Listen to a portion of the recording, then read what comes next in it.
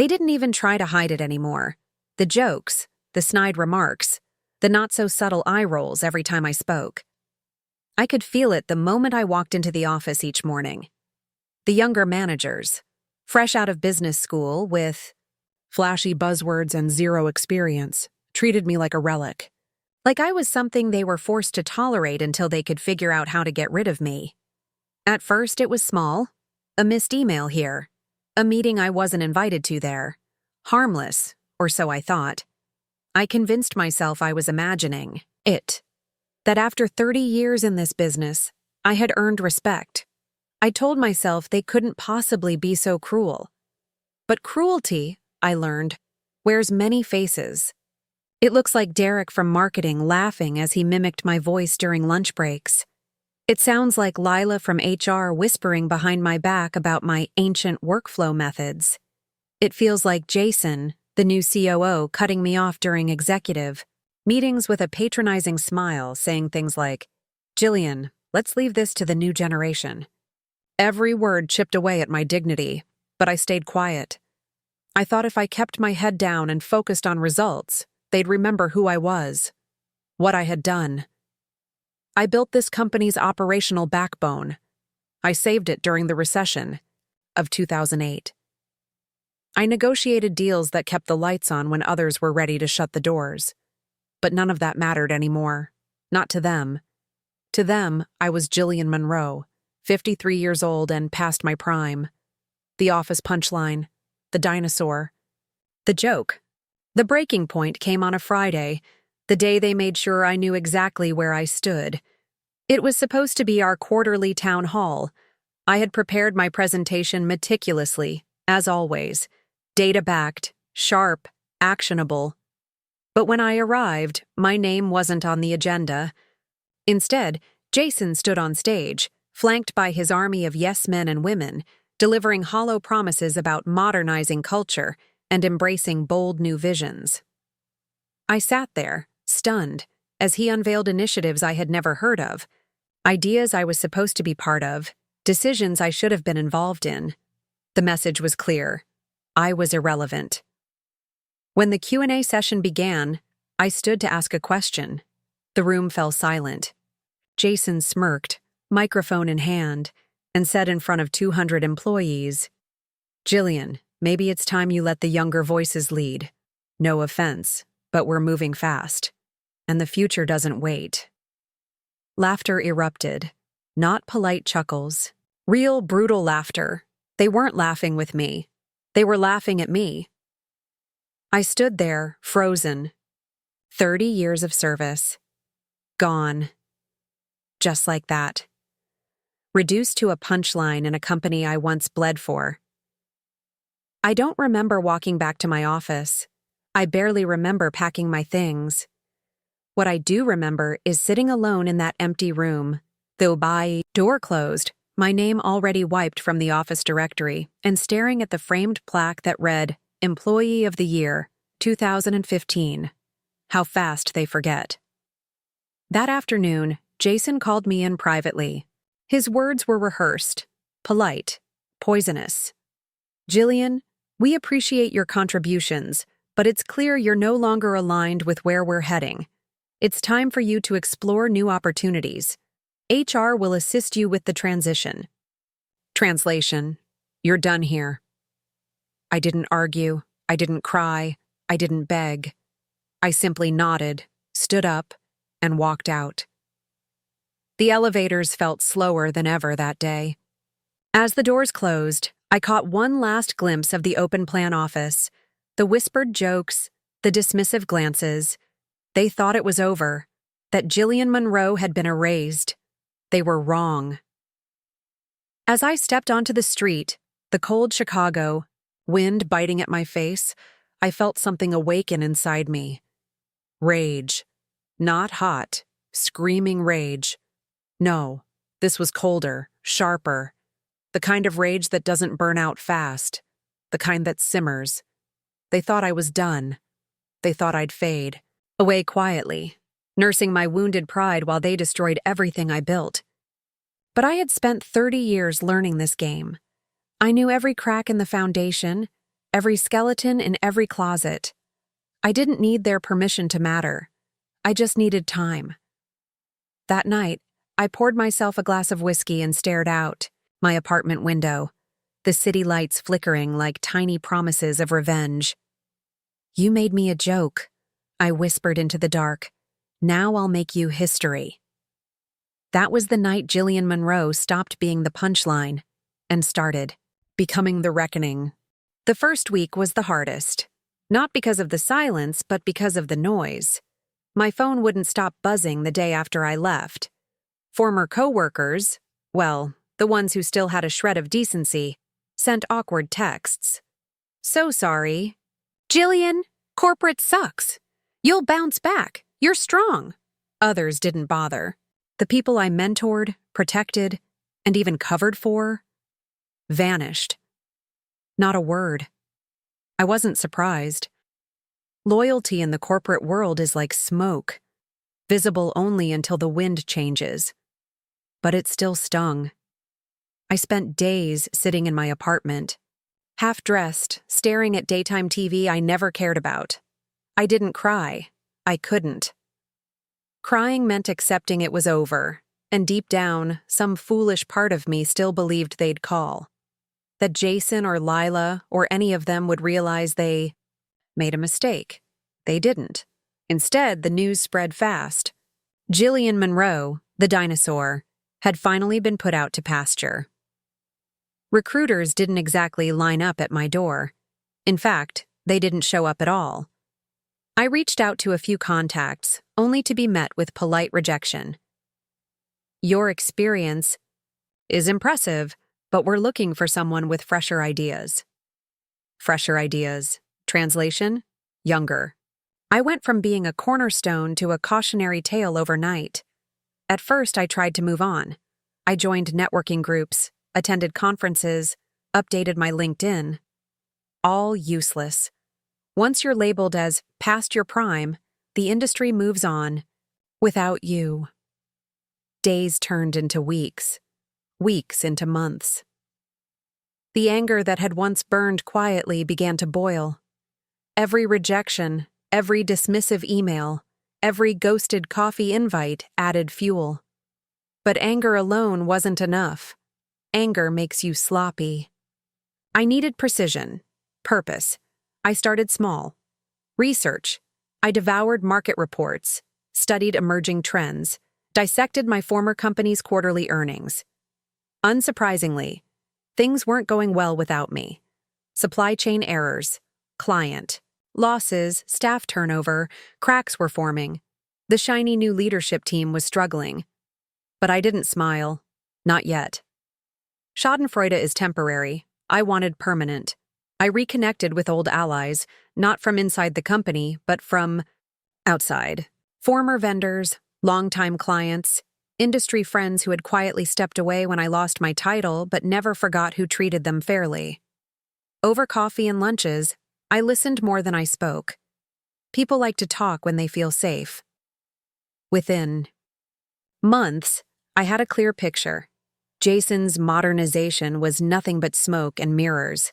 Behind the influencer posts and podcast interviews, the company was hemorrhaging. That's when the plan crystallized. I didn't want a job. I didn't want vindication. I wanted control. Revenge wasn't about making them cry. It was about making them crawl. I reached out to an old acquaintance, Evelyn Sharp, a ruthless, private equity shark who thrived on hostile takeovers. Years ago, I had saved her from a disastrous deal. She owed me. When I laid out my vision, she didn't hesitate. Silent stake acquisitions, leveraged buyouts, board positioning, she said with a devilish grin. "Gillian, you've been underestimated long enough. Let's make them regret that." For the next year, I became a ghost with a knife. Through shell companies and quiet investments, I began acquiring influence. Not enough to trigger alarms, just enough to get voting power. Meanwhile, I let Jason and his merry band of clowns keep dancing. They kept posting about their disruptive leadership. They kept alienating clients with arrogance. They kept laughing, let them. I wanted them comfortable. Arrogance makes people sloppy. By the time my silent partners and I controlled over 30% of the company, cracks became chasms. Rumors of financial instability swirled. Shareholder trust eroded. Employees began jumping ship. That's when I made my first real move. A simple email to Jason from one of my proxies, suggesting leadership, restructuring discussions. The panic was immediate. Calls, emergency board meetings. But it was too late. The trap was already set. They forced me out thinking I'd disappear. They turned me into a joke thinking I'd never matter again. But I was done being a punchline. I was the punch now, and very soon every single one of them was going to feel it. War doesn't always start with guns or shouting. Sometimes it starts with whispers, the kind that travel quietly through boardrooms, across late-night text threads, and between nervous glances in the break room. That was the stage I had reached. No more exile, no more licking wounds. This was my war now, and I intended to win it without ever raising my voice. Once Evelyn and I secured a significant stake, everything shifted. Suddenly, I wasn't just the woman they forced out anymore. I was a shareholder, legally untouchable, officially dangerous. Still, I didn't reveal myself right away. Power works best when it's faceless. Instead, I used proxies, trusted allies from my growing network. They attended meetings, asked inconvenient questions, pushed for accountability. Subtly, they sowed doubt among other board members. Jason and his clique, once confident and cocky, began to feel the pressure. Small mistakes became bigger ones. Missed targets, delayed product launches, rising client complaints. The cracks deepened. I fed those cracks quietly. A leaked internal report here. A concerned shareholder memo there. All anonymous. All perfectly timed. The media began to circle. Articles appeared questioning the company's direction. Has leadership lost its grip? One headline read. Another. Culture of chaos or bold innovation. Insiders say the former. Jason tried to spin it, of course. He always did. Smooth PR statements. All-hands meetings filled with buzzwords. But he didn't know the source of the rot. That was the beauty of it. He couldn't fight what he couldn't see. Meanwhile, inside the company, morale hit rock bottom. Employees started talking, and I made sure they talked to the right people. I funded anonymous surveys exposing toxic management. I quietly backed whispers of unionization. I even poached a few key directors through headhunters I controlled. Behind the scenes, the exodus began, and with every departure, Jason's empire shrank. Sarah from product left first, citing philosophical differences. Then Victor from sales jumped ship, pursuing personal projects. Publicly, they were gracious. Privately, I knew they left because I made sure they saw the iceberg ahead. By mid-year, Jason's inner circle was down to sycophants and amateurs. Exactly where I wanted him. He looked different now. The swagger was gone. The last time he spoke at a shareholder meeting, his voice cracked when pressed on falling revenue and growing expenses. He knew something was wrong, but he didn't know how wrong. Behind closed doors, Evelyn and I were preparing the final move. We weren't content being the shadow opposition anymore. It was time to step into the light. We scheduled an emergency shareholder vote, citing leadership failure and breach of fiduciary responsibility. The motion? A full board reshuffle, including removal of the CEO. Jason panicked. He called emergency meetings. He begged for support. He promised to turn things around, but no one was buying anymore. When sharks smell blood, they don't negotiate. They feast. The night before the vote, I decided it was time to make my presence known. I showed up unannounced at the company gala, the one Jason held annually to celebrate innovative leadership. I wore a simple black dress, nothing flashy. But when I walked through those glass doors, every head turned. The woman they laughed out of the building now walked through it like she owned the place, because, technically, I almost did. Jason spotted me instantly. His face went pale, then red, then something in between. He approached, trying to muster that smug charm. "Jillian, what a surprise." I smiled, sharp and cold. "Not really. You should know by now. I don't disappear easily." He laughed nervously, trying to play it cool, but he couldn't hide the sweat. Everyone else watched, silent. They knew what this meant. This wasn't a reunion. This was a reckoning. Before he could respond, I leaned in and whispered, soft enough that only he could hear. "Tomorrow you lose everything. Enjoy your last night." Then I turned and left. I didn't need to stay. The war was already won. All that remained was formalizing it. And by this time tomorrow, Jillian Monroe, the office joke, would be Jillian Monroe, CEO. The quiet war was over. The purge was about to begin. The vote wasn't close, not even remotely. When the final tallies came in, Jason's name was shredded from the company's leadership like dead weight. 76% voted for his removal. Evelyn and I, through careful planning and calculated alliances, had built an unstoppable majority. He tried to argue, of course. "This is absurd," he stammered in front of the board, his usual confidence cracked and crumbling. "We're in the middle of a growth strategy. You can't just—" "You already did." I cut him off, my voice as cold as the marble table we sat around.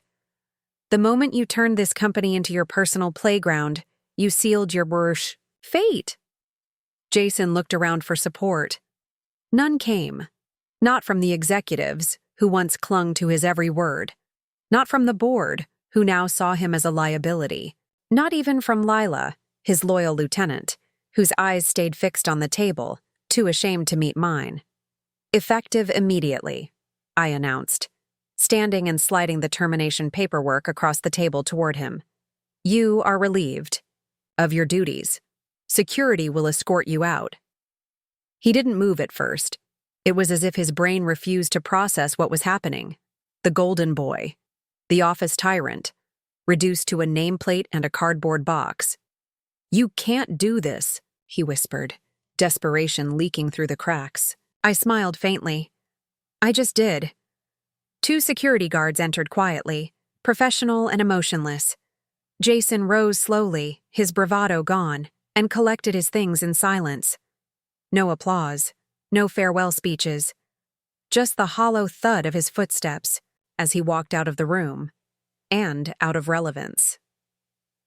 Lila followed later that afternoon. I called her into my office. She tried to spin it, talk about how she always respected my experience, and how she was just following orders. I didn't let her finish. "Save it," I said flatly. "You laughed the loudest when they mocked me. You were eager to bury me when it suited you." She paled, realizing there was no salvation here. "Please, Jillian. I'm loyal. I can help fix this." I leaned back, my expression unreadable. "Loyalty that changes with the wind isn't loyalty. It's cowardice." She was gone by sunset. By the end of the week, the purge was complete. Everyone who had ever snickered behind my back, excluded me from meetings, or publicly humiliated me was gone. Some resigned voluntarily. Most didn't get that choice. I replaced them with people who valued results over buzzwords. Veterans, overlooked talents, and trusted allies. People like me, survivors. The culture shifted almost overnight. Meetings became sharper, faster. Deadlines were hit, not discussed. Endlessly. Clients returned. Revenue rebounded. Employees who once looked miserable now wore cautious optimism. They knew who I was now. Not the joke, not the relic, the ruler. But I wasn't satisfied yet. Jason and his loyalists weren't just gone. They needed to be erased. I made calls, quiet ones.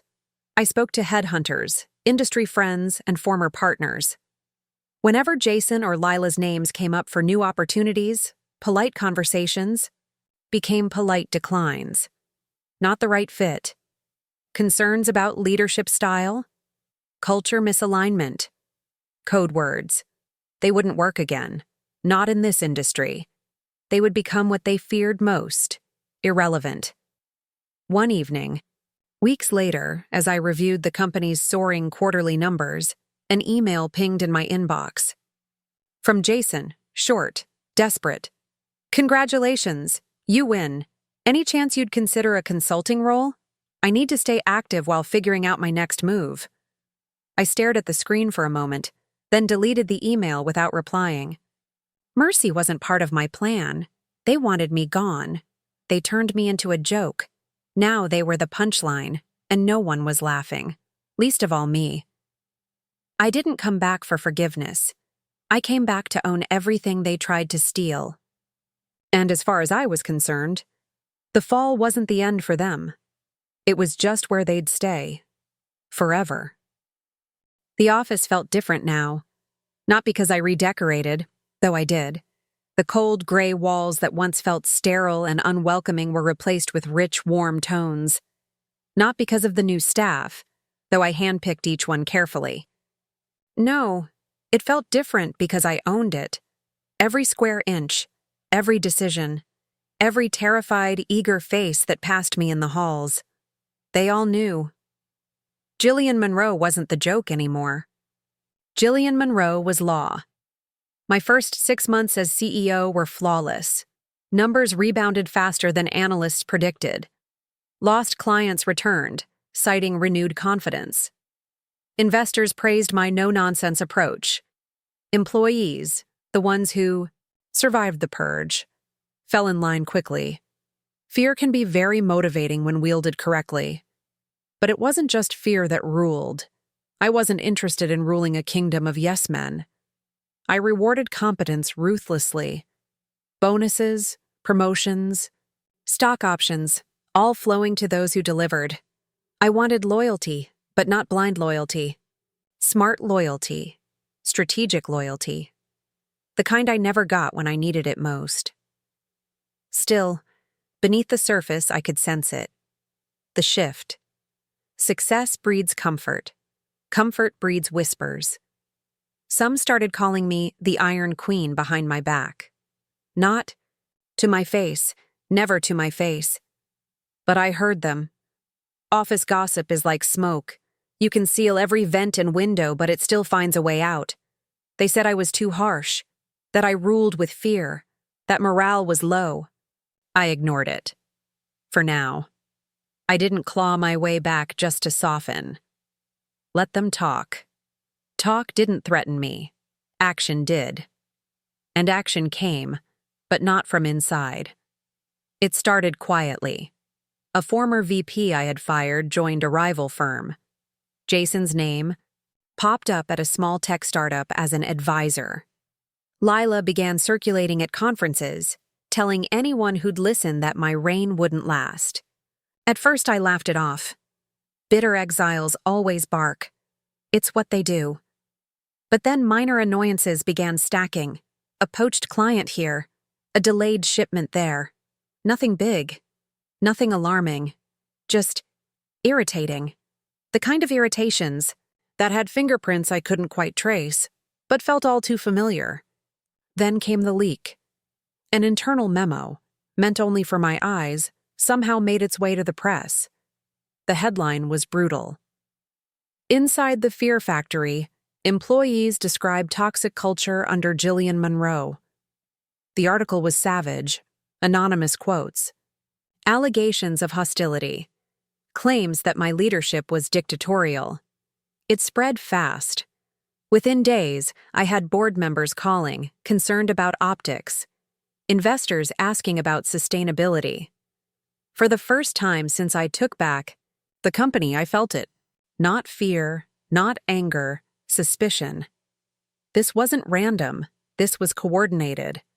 Someone, or multiple someones, were pulling strings, trying to do to me what I did to Jason. I stayed calm. Outwardly, nothing changed. Internally, I went into war mode. I tightened my circle further. discreetly launched internal audits, monitored communications. I wanted to know who was stupid enough or desperate enough to challenge me. Meanwhile, I went on the offensive externally. Interviews, press releases, carefully crafted employee testimonials, all designed to paint me as the savior, not the tyrant. The PR worked. The storm passed. But the message was received. They weren't gone. Jason, Lila, others who had tasted power before I crushed them. They were still out there.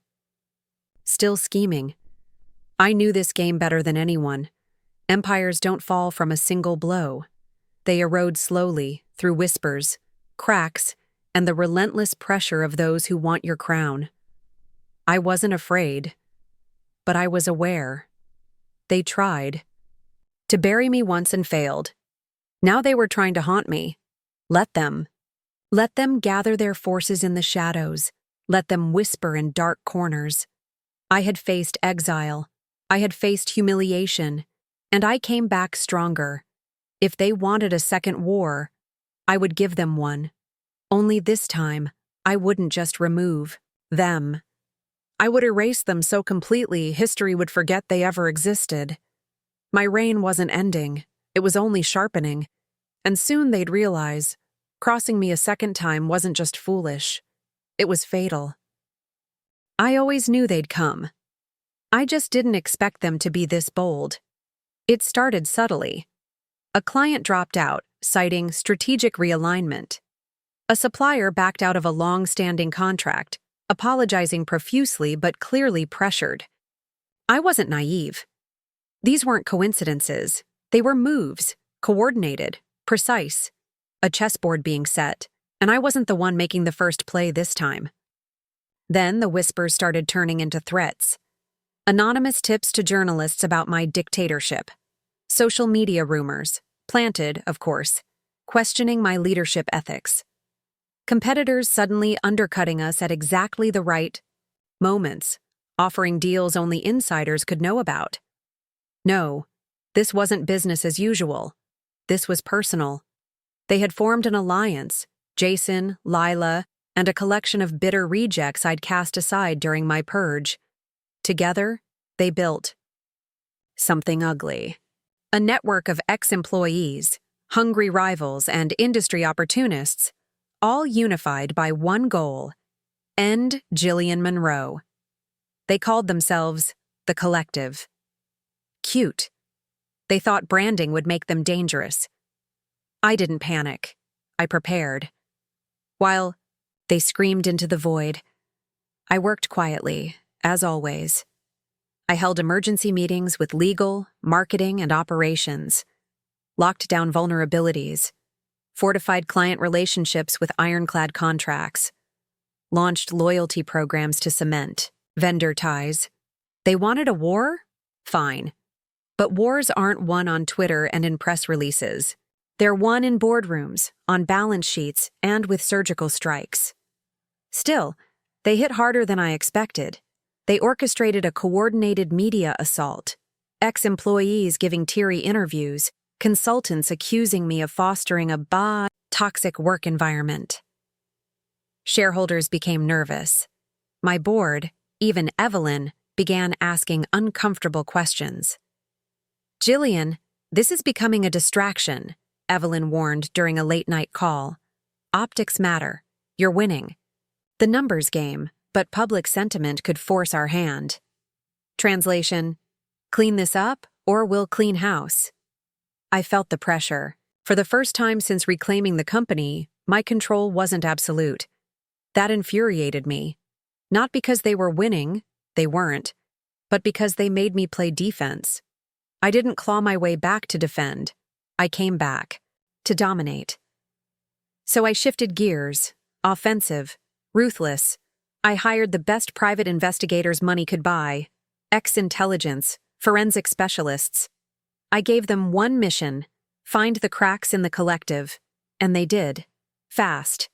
Jason had over-leveraged himself in his new venture. Lila was quietly being sued for HR violations from her last gig. The others? Skeletons everywhere. financial mismanagement, conflicts of interest, affairs, bribes. Their network wasn't built on loyalty. It was built on spite and desperation.